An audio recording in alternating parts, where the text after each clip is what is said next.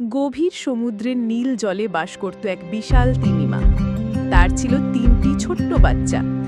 বাচ্চারা দুষ্টুমি করতে খুব ভালোবাসত। কখনো জেলিফিশকে দেখে হাসতো, কখনো ছোট মাছেদের তাড়া করত। এরা দূরে ঝড় দেখতে পেল। তারা ভেবে নিল এটা হয়তো উজ্জ্বল মুক্তোর পাহাড়। কৌতূহলে তারা সেদিকে দৌড় দিল।